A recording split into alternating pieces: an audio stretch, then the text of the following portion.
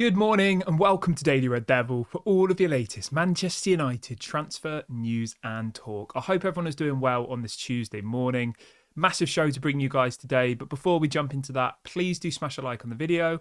Please do subscribe if this is your first time watching, and let's get straight on into it. So on the show today, we're going to be talking a little bit about Jim Ratcliffe. It is his first official day at Manchester United. He has flown in to Manchester. We've got it from a good source that he landed in Manchester late last night and will be at Carrington today.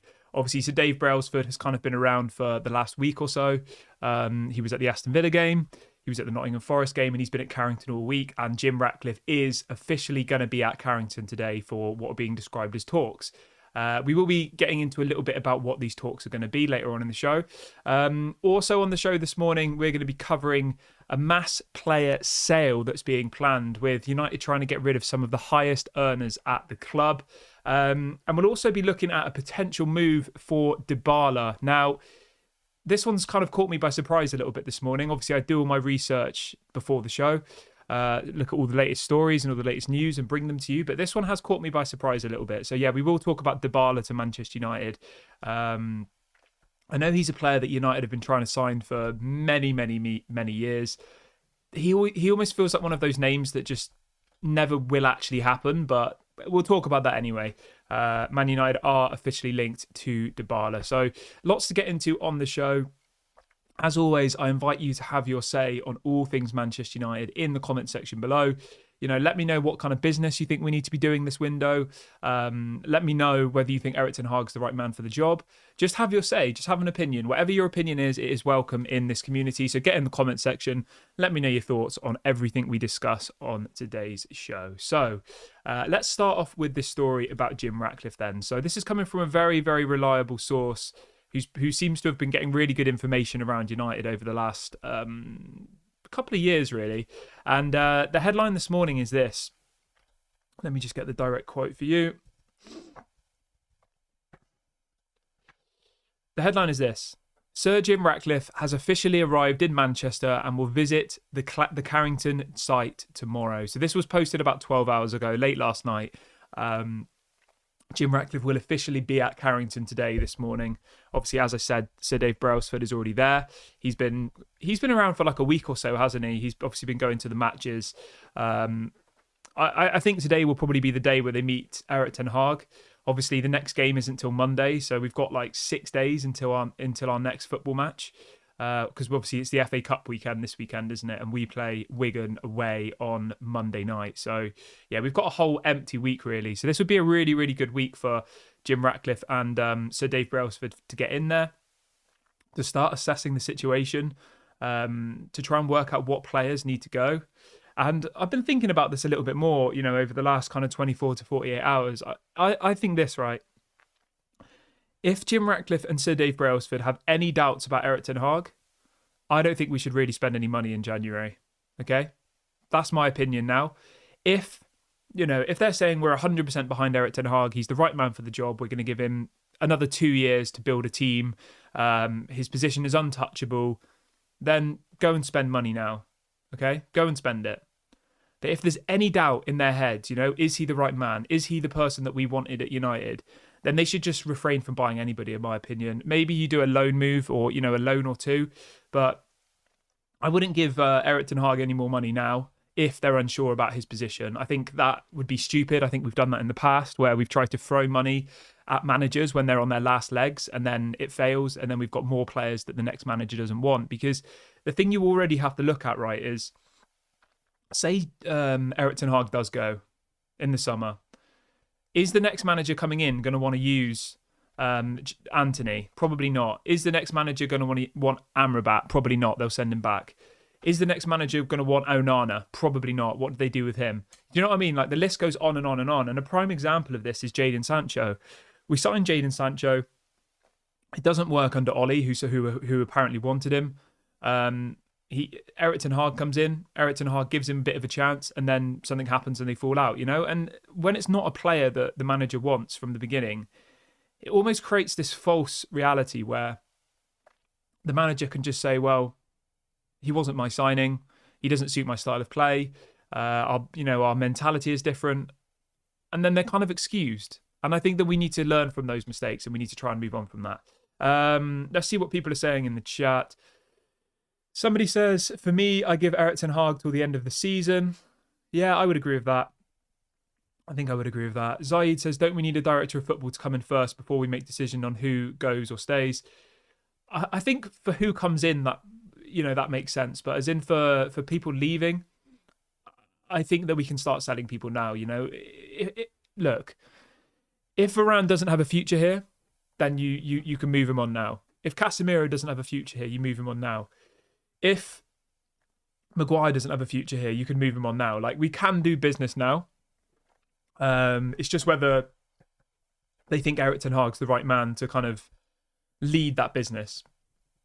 But let me know what you guys think about that one. Ishmael says, when does the January transfer window open? The window opened yesterday, mate. So the window is now officially open.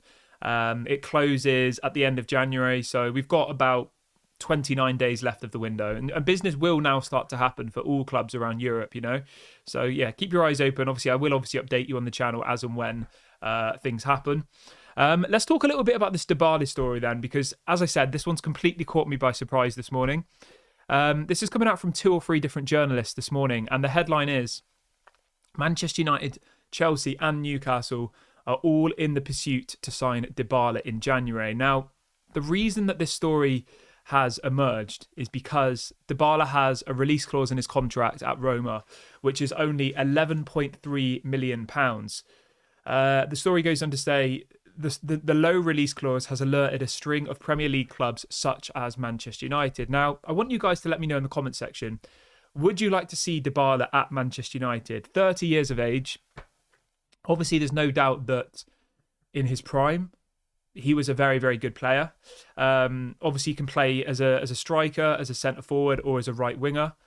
I think for that amount of money, I think he's definitely worth it. For 13 million euros or 11.3 million pounds, I think it's a fair amount of money. This season, he's got 10 goals and assists in 12 matches. It's not bad, is it? Not a bad return. I mean, when you think Anthony hasn't scored or assisted in about 30 games, and he's got 10 goals and assists in 12 matches, I think it's reasonable. I do. Do I think Manchester United will sign him? I'm not sure, to be honest. I don't know. As I said at the beginning of the show, he's one of those names that's just been kind of floating around Manchester United for a very, very long time. It's difficult to not admire his stats. I mean, last season he got 19 goals and assists in 25 games in the Serie A. That's really good. It's nearly a goal or an assist every single game. Like, it's a good return. Really, really good return. So, would I take Dybala at United? I don't know. I honestly don't know. I mean, let me ask you this, all right? You could either get Dybala for 13 million euros. That's his release clause. Or you can get Guirassy for 17.5 million euros. That's his release clause. Who would you prefer to get? Let me know in the comment section.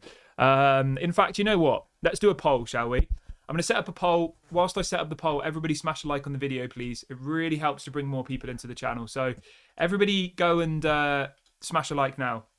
Who would you prefer in January? Right. Dybala, 13 million euros.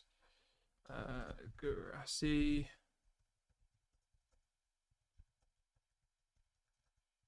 Right, there you go. The poll is set up. So those are the kind of 2 main striker options at the moment. And the prices I've put in the poll are their release clauses. So Dybala's is 13 million euros. Guirassy is 17.5 million euros. Dybala is 30 years old. I think Guirassy is 27, I believe. Let me double check. Yeah, Guirassy is 27. He'll be 28 in a couple of months' time. So let me know what you guys think. Dybala did just turn 30. So Dybala 30, Guirassy is 28 in a couple of months' time. Both putting up good stats, to be fair. They both are doing quite well. But let me know what you guys think in the comment section. And yeah, I'll come back to that one in a minute. But for me, I honestly don't know at this point. I think the thing with Dybala is he's going to want ridiculous wages. That's the one issue here for me. Let me have a look at what he's earning at the moment. So Dybala's current salary is, I mean, it's not that much. He's on about 130,000 euros a week, which is what, 100 grand a week in pounds? Like, it's not bad, is it? I'll say this, right?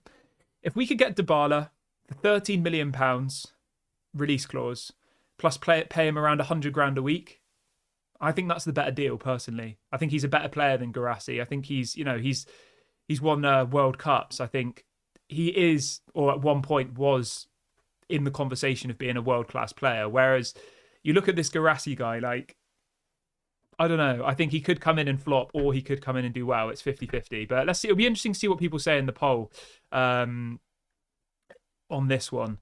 And let's have a little look. Jihan says we should move on Maguire now and McTominay. We must not sign any more 30-year-olds. We must focus on building a young up-and-coming team. The Italian league is very different from the Premier League. I hear you, mate. I do. Al says, what's wrong with Garnacho, Højlund and Greenwood as a front line? Yeah, I mean, obviously that's your opinion. I just don't think that Greenwood will come back, to be honest with you. I don't. I think it'll be very, very unlikely. I do. Obviously never say never, but yeah, I honestly don't think that Greenwood will come back to Manchester United, personally. I think Manchester United will try and sell him and cash in and then use that money to buy another striker. That's the most likely thing at this moment in time. Yes, he's a good footballer. Yes, he's our best attacking player, but I think all of the noise associated with bringing Greenwood back will prevent Jim Ratcliffe and Sir Dave Brailsford from making that decision. So yeah, at this point, I would say the chances of Greenwood coming back are very, very small. But as I said, anything can happen in football. So we'll have to wait and see on that one. Let's move over to the centre-back situation at Manchester United then, because we have had a bit of an update from Fabrizio Romano this morning. Obviously, we know that Todibo was in talks with Tottenham.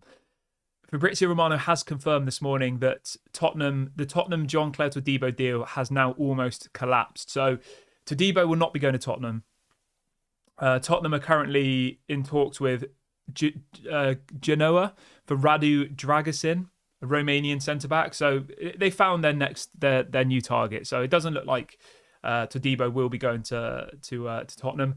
But Chelsea have now entered the race for Todibo. So I'm not that confident on this Todibo deal anymore, because we know that Chelsea will throw money at players. We know they'll hand them stupid wages on 7-8 year contracts, and I don't want Manchester United to fall into that same that same target. To be honest, I really, really don't. I think we need to move away from that. Yeah, the other side of this as well is Nice don't want to sell Todibo in January, which is a bit surprising, but you know, Nice are doing very, very well this season. They are in second place in the French league. They are 7 points clear of fourth place. So, you know, if they continue on the form they're in at the moment, they should get Champions League football, which I don't remember when they last got Champions League. Let me have a look. They didn't get it last season. They didn't get it the season before. Didn't get it the season before that. Yeah, I mean, it's been a very long time since Nice got Champions League football. Very, very long time. So this will be a big thing for them. The last time Nice got Champions League football was in 2016. So it will almost be 8 years since they last got Champions League football. So you know what? I'm sure Jim Ratcliffe has worked it out and said, if we were to sell Todibo now for 30 million, if that then meant we miss out on Champions League, we'll lose more than 30 million from the TV revenue from Champions League. Do you see where I'm going with this? So I think Todibo will probably stay put at Nice, to be honest with you. And I think it'll be more likely that he'll come in the summer. That's what I think personally. But we'll have to wait and see what happens with that one. I think unless somebody offers mega money, yeah. Chris says, if we want Højlund to learn from an experienced striker, then surely Dybala would be the better option. Yeah, I would agree with you, to be honest, mate. I would. I think, you know, if we were talking 30, 40 million for Dybala, I would say that's ridiculous. But 13 million euros, it's not much money, is it? When you think that we could let Anthony Martial go now, and his wages would be way less than what Martial's after. I think if we let Martial go now, we'll save about £6.5 million. So, yeah. Let's see what else people are saying in the chat this morning. Somebody's asking about Todibo. We just spoke about Todibo. Somebody's asking about midfield. I'll be honest with you, mate. The midfield options have gone very, very quiet. And the reason for this is because, obviously, we've got Kobe Mainoo, we've got McTominay, we've got Amrabat. Casemiro's going to be back in a couple of weeks. Mason Mount's back in a couple of weeks. Eriksen, Bruno Fernandes, Hannibal. We've got 7 or 8 midfielders. I know we've had bad injuries, but within the next couple of weeks, all of our midfield options will be back. So I don't think we'll sign a midfielder in January. I think if we were to sign anybody, it's going to be an attacking player. Probably somebody who can either play as a striker or a right winger. That's the most likely scenario for the January transfer window, realistically. And obviously, it depends on if whether Sancho goes. The thing with Dybala, right, that you do have to remember, and why I keep bringing him up, is that he can play as a striker, a centre forward, or a right winger. So he would give you options there. Obviously, if Sancho goes, they would say, "Oh, we need to bring in a new right winger." So he could do that option. And he does only have about a year left of his contract. So in June 2025, he will be available as a free agent. So it's either kind of now or never for Dybala. Caution says United need a striker. Yeah, United definitely need a striker, 100%. Comeback King says Greenwood isn't coming back. Yeah, I don't think Greenwood's coming back. Richie says Hannibal is going out on loan. Haven't seen anything about that. I'll have a quick look. But even so, even if Hannibal goes out on loan, we'll still have 7 midfielders. So I don't really, unless McTominay was sold, Hannibal goes on loan, and Amrabat sent back, I don't see us buying a midfielder now, because we need a centre back. We need probably 1 or 2 attacking players. I just don't simply see it happening. I really, really don't. Al says Santiago Jimenez is a fantastic youth striker. He'll probably go to Spurs, though. Yeah, I really, really like Santiago Jimenez. The only issue with him is that he did just sign a new contract at Feyenoord. I think he had a release clause of around 20 million euros in the summer, which United should have done. They should have got him for 20 million euros. I'm sorry. I like Rasmus Højlund, but he was much more prolific than Rasmus Højlund, Santiago Jimenez. He done really, really well in the Eredivisie last season, and was even getting goals in the Europa League as well. He was available for £15 million in the summer, release clause. He has just signed a new deal though, and his new deal is around 20 million euros now. He's had an incredible season though. He's got 18 goals and 4 assists in 16 matches, and he's got 2 goals and 1 assist in the Champions League this season. He's been prolific for Feyenoord this season. I could see him going to maybe Arsenal, to be honest with you. I think he'd do really, really well at Arsenal. But for 40 million euros, I don't think Manchester United are in that kind of market at the moment. Obviously, if Martial went, if Sancho went, maybe you could start scraping some money together. But this guy is an out-and-out striker. He doesn't play on the wing. He is a striker. So yeah, let me know what you guys think about Santiago Jimenez. Is he somebody you would like to see at Manchester United? Comeback King says Chelsea want to get Todibo, but they will breach financial fair play. Yeah, the thing with Chelsea is they've got plenty of players they can sell. Yeah. Jihan says Greenwood will come back. Sir Jim has called him a gem. If he can play for other clubs, he can play for us. Time to move on, I think. I disagree, mate. I don't think it will happen personally, but obviously you're entitled to your opinion. I would be absolutely shocked if Greenwood came back to Manchester United. The only way I see Greenwood back at United is if his partner, the one who was the alleged victim, came out and did some sort of interview on TV, and and it was ultimately, I don't know, they would have to do some sort of interview. And would Mason Greenwood want to throw his partner into the spotlight like that? She's already in the spotlight. I just don't think it's going to happen personally, but we'll have to wait and see. Stranger things have happened. Fred says, if the right offer came in, would you sell Bruno Fernandes? Yeah, I probably would, to be honest. If somebody offered 80 to 100 million for Bruno, I would sell him. I would. I just don't think we're in the position at the moment where a player like Bruno works in our system. He gives the ball away too much. Yes, he creates lots of opportunities, but for every opportunity he creates, he gives the ball away 5 times. Do you know what I mean? And I think when you're in a position where we are now, where we need to be a little bit more dominating teams, we need to keep the ball, He doesn't suit Erik ten Hag's style of football. So unless you brought in a manager who wanted to play counter-attacking football, I don't think he really works, because we saw under Ollie, he was world class. And that was because we counter-attacked. We sat back, Bruno would get the ball, he'd knock the ball over the opponent's defence, and Rashford would run onto it and we'd score. And that was how he got most of his chances, or most of his assists. Somebody's asking about Santiago Jimenez. Yeah, he's 22 years of age, Mexican international. Very, very good player. Right, I'm going to wrap the video up here, guys. Thank you so much to everyone who's joined me on the show today. I will be back live later on about 6:30. Please do make sure to smash a like before you go. Please do subscribe. This has been Daily Red Devil. Have a lovely day, everyone, and I'll speak to you all a bit later.